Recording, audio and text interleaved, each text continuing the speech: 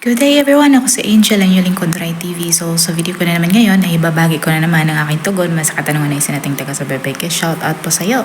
Sana ang interpretasyon na ito ang sagot sa iyong katanungan at parang din sa inyo dyan na may katulad sa panaginip na ito. Paalala ko lamang lagi na ito ay isang general interpretation kaya unawain nyo at tingnan mabuti ang mga nangyayari sa inyong buhay ngayon at gamitin ang inyong sariling intuition at mag-connect directly sa mga impormasyon na maaaring ibabahagi ko. At para labis nyo maintindihan ang ibig sabihin ng inyong panaginip ay panoorin nyo ang video na ito hanggang sa matapos at kung ito ay nag-resonate bawat isa sa inyo, please leave us a comment at huwag natin kalimutang mag-like, mag-subscribe at i-hit natin ang notification bell para maging updated kayo lagi sa mga hindi pa nakapag-follow sa aking Facebook page. I-follow nyo na po Rai TV at i-share nyo na din. Maraming salamat.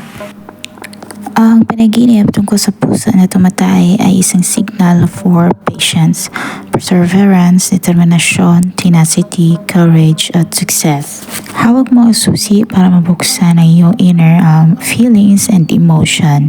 At dito na ang panahon to get on the right path. At ang panaginip na ito ay maaaring isang premonition for distress. Nasa ilalim ka ng isang katakot-takot na pressure. Ang pusa na tumatae refers sa iyong pagsulit or exploration ng iyong subconscious mind.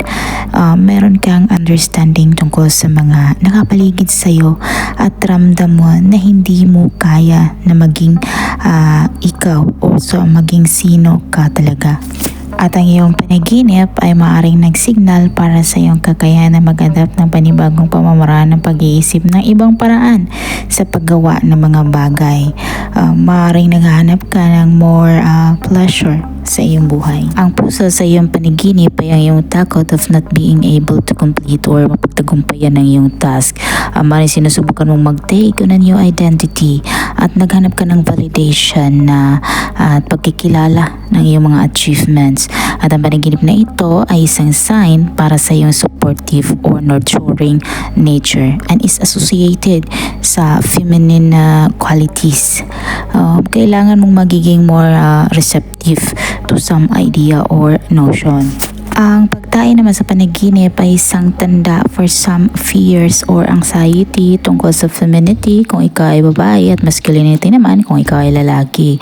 Maaaring reluctant ka in dealing with some issues at kailangan mong magiging more light-hearted.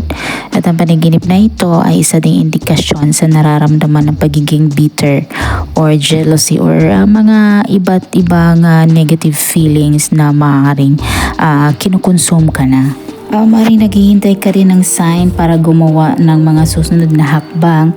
At ang both pusa tumatay sa panaginip ay isang admonition for burning passion or some expressed anger.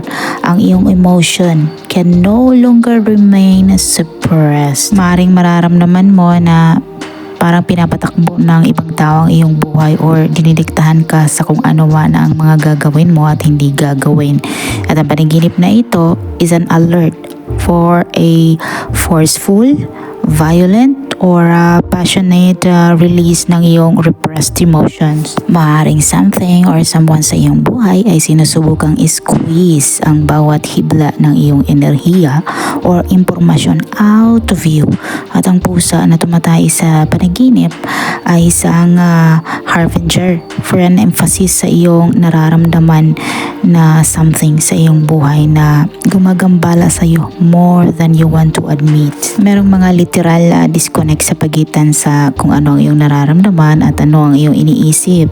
At ang panaginip minsan ay ang connection sa pagitan ng iyong isip at puso. You are able to remain calm and cool under pressure. Sana nagustuhan niyo ang dream interpretation na ibinahagi ko sa inyo ngayon at magibahagi na din sa inyo mga opinion at katanungan sa pamamagitan ng pagkomento sa baba. At kung ikaw ay bago pa lang sa akin channel ay huwag kalimutang mag-like, mag-subscribe at hit ang notification bell para maging updated kaya lagi sa mga hindi pa nakapag-follow sa aking Facebook page. Follow nyo na po Rai TV at i-share nyo din.